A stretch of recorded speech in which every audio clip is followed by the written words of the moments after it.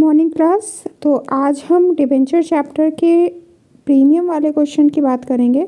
यहाँ पर एक क्वेश्चन आपको दिया हुआ है, traditional products limited offer 20,000 8% debentures of ₹500 each at a premium of 10%।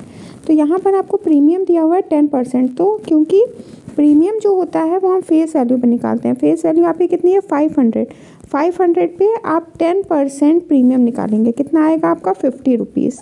तो 50 रुपीज़ का प्रीमियम हो गया, ठीक है। पेबल हैज़ 200 आपका एप्लीकेशन पर है, जिसमें आपके 200 में ये 50 रुपीज़ इंक्लूडेड है। तो एक्चुअल वैल्यू हमारे एप्लीकेशन की कितनी हो जाएगी 150, क्योंकि प्रीमियम क्या करता है, हमारे जो अमाउंट होता है उसको बढ़ाता है। तो अगर अमाउंट आपका 200 है तो इसका मतलब है 50 अगर इसमें इंक्लूडेड है तो एक्चुअल वैल्यू कितनी है, एक्चुअल अमाउंट कितना है हमारे एप्लीकेशन का 150, ठीक है।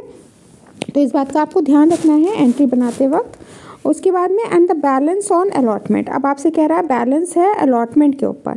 तो आपका 150 हुआ एप्लीकेशन का, अगर आपका 500 टोटल अमाउंट था तो आपका अलॉटमेंट पे कितना होगा 350, ठीक है। आप 200 नहीं लेंगे एप्लीकेशन का आप, क्योंकि एप्लीकेशन पर प्रीमियम इसमें इंक्लूडेड है। अब आपकी एप्लीकेशन मनी कितने की हो गई 150 की।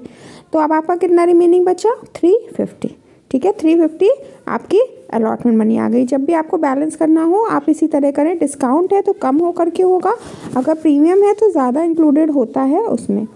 अब कह रहे हैं ये आगे कि एप्लीकेशन आपको कितने का मिला है 30,000 शेयर्स का। तो ये मैंने आपको कल वाले क्वेश्चन में बताया था कि पहली जो एंट्री अगर आपको ओवर सब्सक्रिप्शन हुआ है, अगर ज़्यादा आपको अमाउंट रिसीव हुआ है डिबेंचर्स का, तो आप पहली एंट्री जो करते हैं वो आप 30,000 मतलब जो रिसीव्ड हुआ है उससे करते हैं। उसके बाद वाली जो भी एंट्रीज होती हैं वो आप इशूड से करते हैं।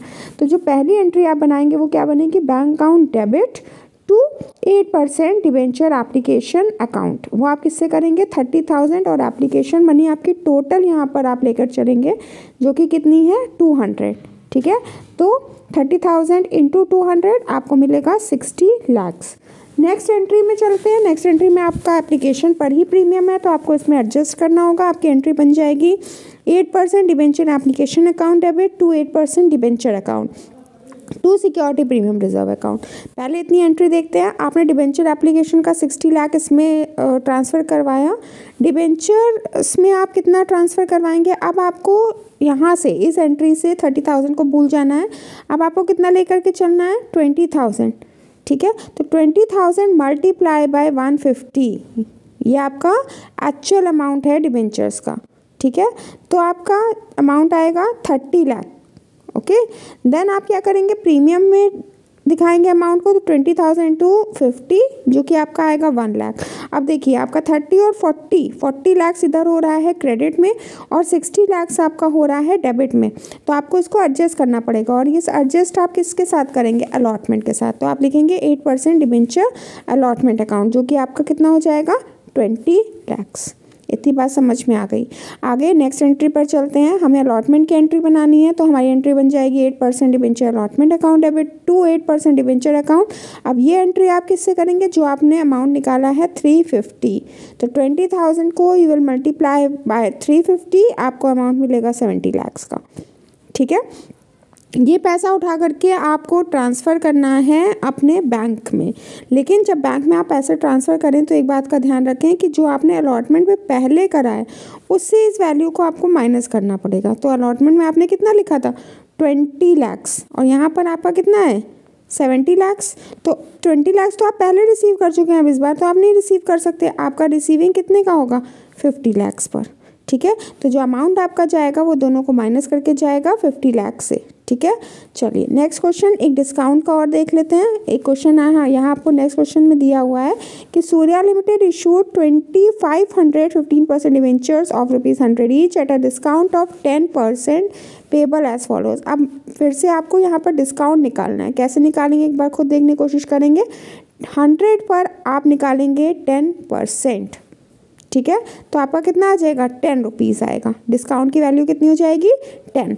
अब ये डिस्काउंट कैसे कैसे पेबल है, जब आपको कुछ नहीं दिया हो कि डिस्काउंट या प्रीमियम किस पे है, तो मैंने आपको बताया है कि आपको बाय डिफ़ॉल्ट उसको अलॉटमेंट पर ही लेना होगा, अदरवाइज क्वेश्चन में मेंशन होता है।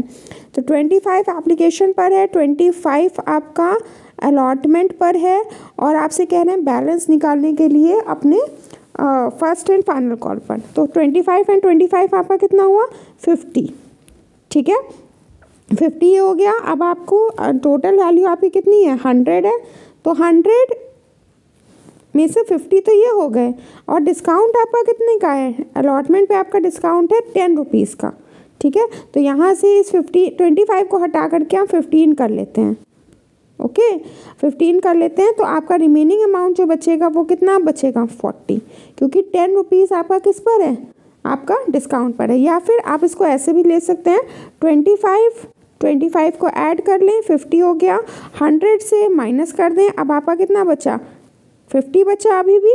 और 50 तो नहीं ले सकते हैं क्योंकि 10 रुपये डिस्काउंट है, तो आपको वैल्यू कितनी रिसीव होगी, 90, ठीक। तो इस बात का ध्यान रखेंगे। अब इसको डिस्ट्रीब्यूट कैसे करेंगे, ये क्वेश्चन में आपको अच्छे से भी समझ में आ जाएगा। यहाँ पर आपको रिसीव हो रहे हैं 2000 शेयर्स, जबकि आपने इशू कितने करे थे, 2500 शेयर्स। तो अब आपका ये ओवर सब्सक्रिप्शन का केस नहीं है, अब ये कौन सा केस है आपका, अंडर सब्सक्रिप्शन का। तो अब ये जो पूरा क्वेश्चन आप सॉल्व करेंगे वो आप 2000 से करेंगे, ना कि 2500 से, क्योंकि यहाँ आपने इतने इशू करे थे उससे कम के पब्लिक आपको पैसा दे रही है, उसके कम के डिबेंचर परचेज हो रहे हैं। First entry as it is बनेगी, bank account debit to 15% debenture application account. Amount कैसे जाएगा, 2000 को आप मल्टीप्लाई करेंगे 25 से and you will get 50,000। Next entry आप करेंगे 15% debenture application account debit to 15% debenture amount, the same amount will be transferred in the second entry. Third entry हमारी हो जाएगी अलॉटमेंट की, तो 15% debenture allotment account debit to 15% debenture account. लेकिन मैंने बताया कि यहाँ पर आपका डिस्काउंट है, और बाय डिफ़ॉल्ट डिस्काउंट हम किसके साथ लेकर के जाते हैं, अपनी अलॉटमेंट की एंट्री के साथ। तो डिस्काउंट हमारा अगर सिक्योरिटी प्रीमियम क्रेडिट होता है तो डिस्काउंट हमारा लॉस है, एक्सपेंस है, उसको आप डेबिट करेंगे। तो आपकी एंट्री क्या बन गई, 15% debenture allotment account debit, discount on issue of debenture account debit to 15% debenture account. 15% debenture में आपका अमाउंट ट्रांसफ़र होगा एज इट इज़, ठीक है, जो कि आपका कितना है, 50,000। आपने अलॉटमेंट में इतना ट्रांसफ़र करवा दिया। अब क्या आपको करना है, आपको डिस्काउंट को लेकर के जाना है। डिस्काउंट आपका कितना था, 10 रुपीज़ का, तो आपने 2000 को 10 से मल्टीप्लाई किया, आपका आया 20,000, और टोटल आपका कितना है, 35 से आप इसमें एंट्री करेंगे, या फिर आप दोनों को ऐड करके भी डाल सकते हैं, ठीक है। इतनी बात समझ में आ गई। उसमें इंक्लूडिंग प्रीमियम नहीं लिखा है, इसलिए आप इंक्लूड नहीं करेंगे प्रीमियम के साथ को। उसके बाद नेक्स्ट एंट्री हमारी हो जाएगी bank account debit to debenture allotment account, क्योंकि यहाँ पर हमारा अमाउंट कम रिसीव होगा, इसलिए 70,000 ना रिसीव होगा। कितना रिसीव आप करेंगे, 50,000। नेक्स्ट एंट्री सेम रहेगी आपकी, 15% debenture first and final call account debit to 15% debenture account. इसमें आप 20,000 को मल्टीप्लाई करेंगे, जो हमने अमाउंट निकाला था 40, उसके साथ में same amount will be transferred in the bank account.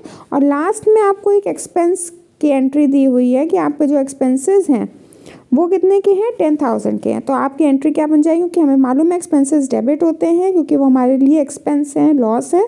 Expenses on issue of debenture account debit to bank account, ठीक है। तो ये दो एंट्रीज आपकी हो गई। कल से हम लोग पढ़ेंगे consideration other than cash, okay. Note it down in your copies children. See you tomorrow with a new topic. Thank you.